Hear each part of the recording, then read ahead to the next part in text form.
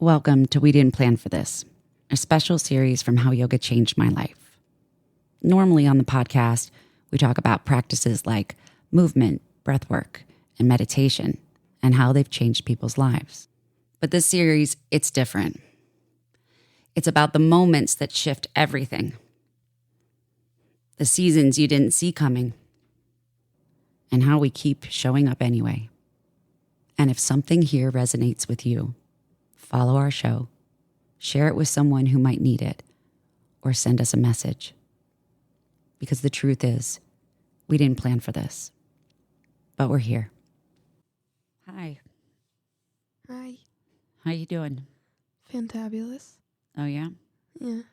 I'm all right. I feel like I've been better.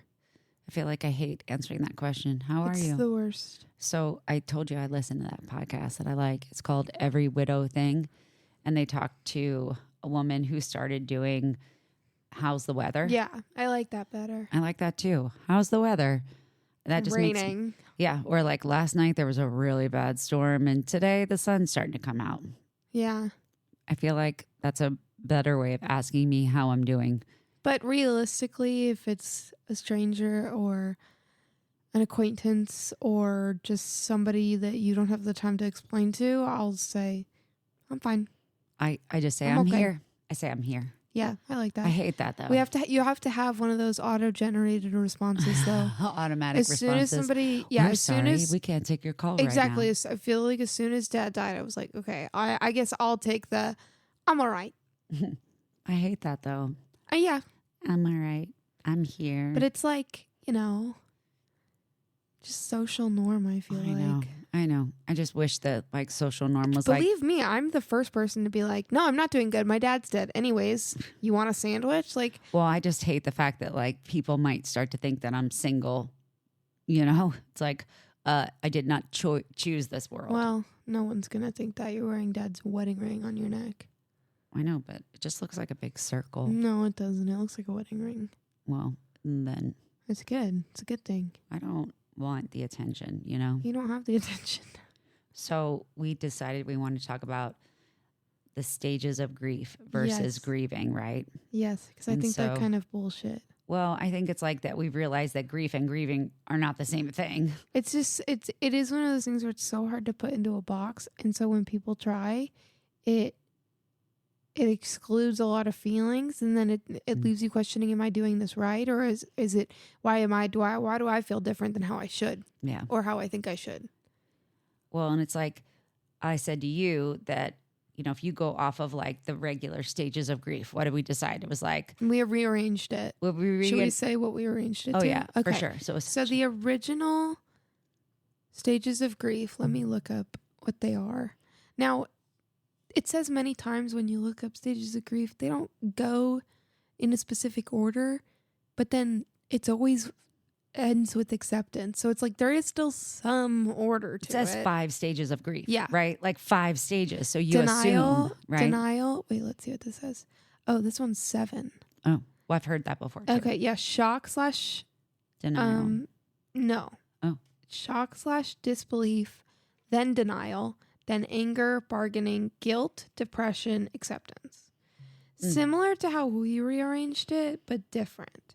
Yeah. But then the 5 would just be denial, anger, bargaining, depression, acceptance. And so we reorganized Yes, those. because if there's going to be a chronological order, it better be correct. And what did we decide? Denial, Yeah, shock / denial. shock / denial, bargaining, depression. I actually disagree. I think anger and then depression. Yeah, probably. I think Yeah, you're it should probably be right. shock, denial / denial, bargaining, anger, depression, acceptance. Well, and what I told you is that I feel like the stages of grief happened before death. It didn't happen. Which is so funny because it's kind of the same thing that I was talking about with my sisters. We're like, it felt like we each had a moment in the month, I would say, from, before he passed away to the funeral, where there was a moment that really brought us to our knees and just completely broke us. And it was all different times. You'd think it'd be the moment, you know, What the were moment. they? Do you remember? Mine was the week before. Mine was when he was in the hospital. Like once he passed away, just because of what we were going through that whole week, the reassurance I got from the doctors that he wasn't in any pain and he could hear you, but obviously he couldn't respond. And, you know, it was essentially like he was napping. I obviously devastated, but there was a small sense of relief to know that he wasn't in any pain and that he could hear me and that it wasn't uncomfortable at all. Yeah. And it was slow. It wasn't fast. What about your sisters? Theirs was different. I think, it's been months, so I don't know exactly, but I know that like grandma's was different. I think Nana's was probably like the actual like burial. Mm-hmm. I think that's what really, I mean, it's also like hard to define. Right. Because we all had moments where we were like, this sucks. But you're also finding it in your way, right? It's like you're witnessing someone else's felt like happenings. I felt the most lost, angry, depressed, bargaining, denial, shock, all of that the week before. Yeah, me too. Yeah.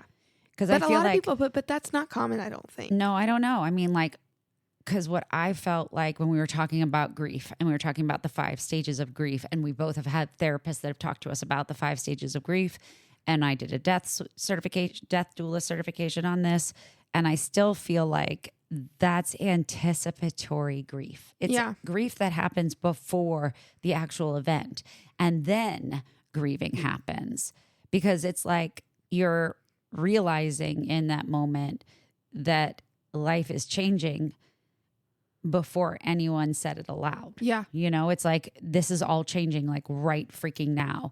And then just the idea of realizing that, you know, we're denying that this is happening, but we still have to prepare. Mm-hmm. Like, I don't want this to happen. This is not like bargaining and trying to be like, hey, well, like, can't you give him this medicine? Can't we do this treatment? There's no treatment. Yeah. And it's like, and then I feel like we were so emotionally exhausted too. Oh my gosh. Yeah. It's one of those things. I don't feel like you can accurately say this is how grieving should feel. You're right. Because it's not even that, because the feelings that I think we've all felt have been the same. They've just been at different times, different levels, and different reasons. Mm-hmm. And I feel like that's common for everybody. I think that's grief, is that desperate, longing, heartbreak, stabbing, throbbing, whatever feeling of like, I have lost something great. I am losing something great. Yeah. And, you know, I think everybody's grief, you know, happens because of a different reason, because of a different person, because of different whatever. Well, we've talked about this before, like the whole Venn diagram idea, right? Like it's like the people that are closest to dad, and then the people that are on the outside of that circle that were like his friends, that weren't his family, that was his coworkers, that was his like lifelong relationships, like all of these different levels of friendships and relationships with people. Everybody grieves at different times, at different levels, right? But, but there is no like hierarchy to it. No. I don't think. Hold on. I don't think you can accurately have a hierarchy. I mean, obviously it would be without saying like, I'd say the wife is grieving harder than the mailman. Well, yeah, I mean, but there is no like more or less, I feel like. Right. Because, you know, people feel things differently, and I feel like I feel things very deeply. Well, and think about this. Like, we didn't just grieve the loss of dad physically here, but we're also grieving routines, safety, future plans, our identity, our family structure, relationships, our financial security, personality changes. Yeah. Like, and then the physiological response to our bodies of not having that other energy in the space. Like, even like my sleep patterns, you know, and knowing like that other person that was in bed with me, the circadian rhythm that he had and the movement that he had throughout the house, it's like, that's all gone. Yeah. You know, what were we grieving before we realized we were grieving? The unknown. Yeah. I think a lot of feelings of grief come from anxiety. Yeah, like not knowing what's going to happen. Not knowing and that fear. And like, I feel like that's where the denial, that's where the shock, that's where the bargaining, that's where, honestly, like all of them really come into play, where it's like, you don't know if the next quote unquote stage you're going to feel is going to be one step forward or one step back. Like it feels like you have no control over the roller coaster of emotions that you are on. And it's scary. It is scary. Well, and I think too, like, I don't think about, and I've seen this someplace before, so this is not something original from my brain, but I've seen grief drawn as just like a starting point and just a bunch of scribbles. Yeah, scribbles. All over the place, right? All these scribbles all over the place. You know, I've heard grief described as glitter. I hate that so much, though. Do you? It's just like, I don't know if it's a thing everywhere on the internet or just on TikTok, but it's like, if somebody posts like, I just lost my sister, and it's like a memorial post that is like, hands down, in every fucking video there's going to be a comment that's just a copy and paste poem about how grief is like glitter. And it's like, I appreciate the sentiment, but also fuck off. I don't want to, that's the last thing I want to hear right now. As it would be one thing if you told that to somebody that you know could handle it, but if you don't know this person and they just posted that somebody died and you're like, oh yeah, well, it sucks, and actually it's always gonna suck. It's just gonna suck a little bit less later. It's like, that's not really the right thing to say. Well, and what you started to notice is that just kind of how casually people use grief language for everyday inconveniences, right? Like, it is so frustrating. And like, I don't want to sit here and be like, you know, grief is only when somebody dies, because who am I to say that? Right. But it's also just, if we're putting grief on such a big umbrella, then everybody has felt grief, even if they've never had anybody die. Yeah. If we're putting it under that, it's just that feeling of when you don't get what you want, basically, or when something really bad happens to you. Because that's what truly, that's what I feel like people describe it as. You know, I'm grieving the loss of like not getting a promotion, or, you know, a breakup. Loss. You're talking about a breakup, like a major loss. A grief is a loss, but it's in some people's minds. Yeah, and it's a loss, but it's like, then what is losing an actual human? Yeah. What is losing a person? Well, and it's not like, we're not saying that people can't grieve over their losses. No. They should. But I'm focusing on the technicality. I'm right. Like, then don't call it that. Right. Humans grieve. We change. We grieve change. We grieve identity. We grieve dreams and relationships and health and all kinds of things. But we do think that there's a difference between disappointment and a life-altering loss. Yes. And I think that's the difference. So 100%. Life-altering loss is what you're feeling right now. Disappointment is the overall feeling of, I didn't get the job I wanted. Disappointment and grief and what we're going through is a small part of a huge thing. Well, and because there is disappointment. We're not trying to rank suffering either. We're just saying that, like, because that could get messy, right? I'm not trying to at all. But we want to acknowledge that all grief exists. It's more about the scale and the permanence of it too. Yeah. Right? And how the language shapes our understanding of it. Yeah. And, you know, when you really think about how profound a loss can change your relationship, it's, you know, there's smaller disappointments there as well. Yeah. I feel like grieving, I think that's a good point, is grieving is a loss. Mm-hmm. And it's, you know, it can, quote unquote, you can get over it, quote unquote, easier for smaller things and big things. Like, it doesn't matter, but it's still a loss. And it's that feeling that you get after the loss and the feelings that come with that loss. Yeah. And whether that's a pet, whether that's a job, whether that's a diagnosis or a death, or, you know, just a loss that you experienced in your life. Well, grief. It changes your shape. Yeah. And so changes everything. So loss changes your shape. Yeah. And so I think that it just depends on the relationship to that loss. And when it's a partner, when it's a relative, when it's a family member, when it's a father, when it's someone that you're close with, you know, it's not going to be something that you're just going to get over. No. And it's always going to be different. And, you know, it's not like we feel like that there are stages to grief, but I don't think that those stages are meant for after you realize the event that's happened, the loss that's happened, then you're grieving. Yeah. And there's a difference. There's no stages. No, everything there's not. is a freaking mess. It's frustrating. And like, I remember talking to my therapist about this because, you know, she was like, yeah, there's, you know, these are the 7 stages, there are 5 stages. And I was like, I don't understand how I can feel all 3 of them or all 2 of these or this one and that one. I'm like, sometimes there's days where I'm like, I think I've accepted it. And then the next day, it's like I'm back where I started. Yeah. And it truly changes days, weeks, hours. Well, it's waves. Yeah. It's waves, right? Like it's is. revisiting moments. It's trying to adapt to new moments. It's learning to exist in absence. Yeah. That's the hardest part for me. Yeah. Is like when you have someone who's by your side for, you know, 24 years. And then all of a sudden that person's gone. Yeah. And you're like, wait. In the blink of an eye. Who am I? Where am I? Mm-hmm. You know, do I like what I'm doing with my life? Mm-hmm. Like now everything is like different. Backwards. It's kind of upside like down. It's kind of like an earthquake when the plates shift. Yeah. And it's like, A have you new ever heard landscape. like how people, when people have like an earthquake and then they like go back to their house if they were out of it or something and it feels like just everything's a little bit off. Oh, no, I Have didn't you heard know about that. this? No, that's crazy. Well, it's like, I mean, imagine if you were not home and there was like a really major earthquake. Yeah.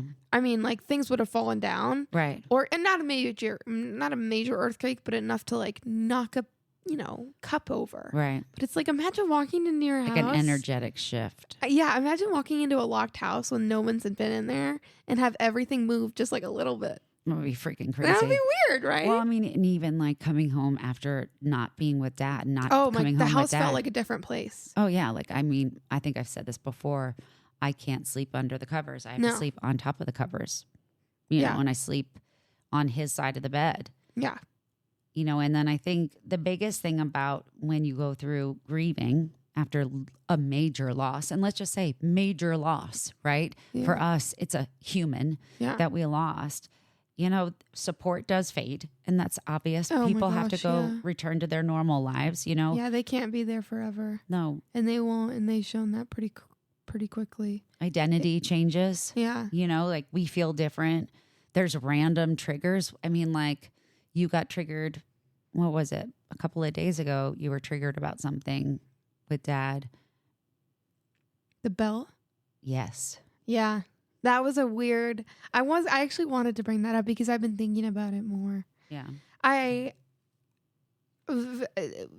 Lately I've been thinking a lot about what I'm bringing to my move and like what I need to figure out how much I'm bringing and what I'm bringing and sentimental stuff of dad's that I want to keep and that I want to leave here and that I want to take for myself. And I was just sat thinking about every gift I've given dad or something that I liked that he had, you know. And I went into his closet and I was like, maybe there's a t-shirt in here or something that I can take or that I haven't seen or that it still smells like him. And I sat in his closet for a little bit or for like a second. And I was like, where is that belt that I got him for, I think, Father's Day last year? Yeah, it was. I worked at the country club. Yeah. And they made these beautiful belts that had like this blue Like chevron embroidered. pattern. Yeah, it was like embroidered on like real leather. It's like $130 belt that I was like really excited to give him. I bought it with my paycheck. I was so proud of myself. I like brought it home. He loved it. He wore it to like every nice thing that we went to for that next year. He loved it. And I was like, where the hell is this belt? And I was racking my brain and I realized that that's the belt that I requested him to be buried in. Yeah. And that he's wearing that belt right now. Yeah. And then, unfortunately, I will never see it again, but it actually kind of made me feel like, oh, yeah, you know. That's me. I've got a piece of me with my dad forever. Is that what you mean? Yeah, I guess. I don't know. For some reason I was like, what are you talking about? Your dad's alive. No, I meant I was like, what are you no, I was saying? talking in like your voice. I feel like Well, it too, sounded nothing like me. So I feel like grief hasn't become smaller. It's more like I'm learning to integrate it into my new life. yeah, which sucks. It God, sucks so it really bad. sucks. Like people don't get that. No, and I wish so badly that I could explain to every single person I interact with all day everything, but I'm not going to unload on all of them. No. I'm not going to tell everybody, even the people that I'm close with, like, this is what every thought I've ever had. I mean, it's different. Yeah. You know, my best friend is different. Mallory's different. But, like, you know, people I work for or, you know, acquaintances, friends. Yeah. I'm not going to be like, yeah, really sucks today. You know, it's just not. Well, and I don't like the woe is me shit either. No, I know. But there is sometimes in grief where I'm like, no, but it is me. Yeah. But right now, it is. Yeah. Woe is me. Yeah. Yeah. I have a dead dad. You have a dead husband. Yeah. Our life is completely different. Completely different. Every relationship we have from now on will never know dad. Every new person we meet will never know dad. And although we will have pieces of him and we will have stories and we will have mementos, it will never be the same. Well, and me and you and Mallory and Poppy and everybody in our family will never, ever be the same. I think that grieving is learning how to keep living while carrying someone with you. I agree. Like we have to keep carrying dad with us no matter what. And like for me, that grieving wasn't for sure in 5 stages. It was thousands of tiny moments that nobody prepares you for. And it will, Thousands and thousands of tiny moments that you'll never, no matter how much you read about grief before it happens, no matter how much you try to prepare yourself for losing somebody that you love on the most deep level, it's impossible to feel. It's the same thing when people used to say, oh my God, you'll never know what it's like until you have your child and you hold your child for the first time. And as single, I was like, shut the fuck up. But now it's like, you don't know. It's true. It's true. And there are those landmarks in life. I know. And they suck. This is horrible. You know, I know. I there's wish, so like, much more. I told you that last night. I was like, I wish the first dead body I saw wasn't my dad. You know, we were watching Sex in the City and she's like, I've never seen a dead body before. She's like 35. I'm like, really? Mm-hmm. So, I know. I'm like, good for you. Well, and even Lucky. just lucky. Yeah. I mean, I think at the end of the day, you know, grief is going to prepare you for accepting that you now have to include grieving in your new normal. I also feel like, at least for me, like the comparison aspect of everything is so hard not to do. Yeah, I know you talk about that. It's like, well, think about it. Like, human nature is pattern recognition to survive. Yeah, recognizing a pattern, comparing and contrasting those patterns so that you can survive. Yeah, survival. And mode. it's all my brain wants to do right now is, okay, well, if this person, this person on the internet, this person wrote a book about having a dead parent, so they must know everything. I need to read this and I need to figure out how I can just do that and then I'll be fine. Or you're looking for an answer. Exactly. There is no answer. I want a short, quick, easy way to be over it. Yeah. And I'm trying, and thankfully I don't think I'm doing anything, crazy. No, thank God. But it is like, it's like an itch that I keep having to just not scratch. Like that's a weird way of putting it. No, it's like, not. No, it totally makes sense because it's like you're trying to I get so move frustrated throughout the day. I'm like, why can't I just be done? You won't. And I think it's more about what I said before, is it's not about moving on. It's not about like, getting over it. It's about figuring out how do we move on while still carrying dad with us? How do we integrate dad in our life? Yeah. But I think from where I am right now, what I want to use this podcast as, because it is a platform, I want this to be a journal to people that don't know what grief is like and what they can do to help. Because it feels like there is no resource, because there's not a definitive thing to say to somebody. Right. When they know that somebody they care about has lost something. Yeah. And there's no right or wrong thing to say, but there is No, I take that back. There is some fucking wrong things to say. And I've heard all of them. And it is frustrating because I don't want to get mad at that person. And I literally can't because they didn't know. It's like you don't know what you don't know. And you don't know what you don't know. And if I would have been in the same situation if it wasn't me in the driver's seat. And so if we have such a big platform, if we have listeners that have never experienced the loss of a parent or the loss of a spouse or the loss of a child or the loss of a family member close to them, that have never had to make those decisions, that have never had to, pick out what they're going to put their loved one in when they bury them, then I think they, there should be almost like a crash course on here's some helpful things you can do to somebody that is grieving. Yeah. Here's some texts grieving. You can send that just, even if it's 6 months after they passed away, 2 years, 3 years, 4 years, 5 years, send them a text. It's the little things that mattered, right? Because it's the small things. Many people were there when it mattered and completely gone when they thought that it didn't matter. And it really turned out that when it didn't matter to them, it was the most I needed somebody. Yeah. And it was when I was the most alone. Was not before the funeral. No. Was not after the funeral. Was not during the funeral. Was not the week before. Was not the week after. It was the 6 months after when everything's back to normal. I think that you're right that we have a podcast that we're able to share. We didn't plan for this. We didn't know this was going to happen. We were completely unprepared for all of this. And we thought that we had an understanding of grief or what grieving feels like or looks like. And until it happens to you closely, you don't know. And so if the advice that I have for any listener out there is share your experiences with other people, be vulnerable, be open. Don't be afraid to ask for help. Don't be afraid to ask for help. Don't be afraid to send a text or leave a voicemail, even if you think it's dumb. Yeah. Because even if you think it's ridiculous. Yeah. Every single one of those messages mean more to me than anything else because it's just a moment in time. It's a pebble that's being thrown into a still lake and it's making a ripple and it helps. Yeah. So thanks for sharing, Campbell. I appreciate you being open and honest and vulnerable. And, like you said, we have this platform to hopefully help other people prepare for what they didn't plan for. And so before you get out of the car, before you start your day, before you open the door or walk into the office, take a moment. Take a breath. Remember that grief is not linear. There is no right or wrong thing to do or say to somebody that is grieving. Because if you love and care about them, that's what truly matters. And a simple text or phone call to check in goes a very long way.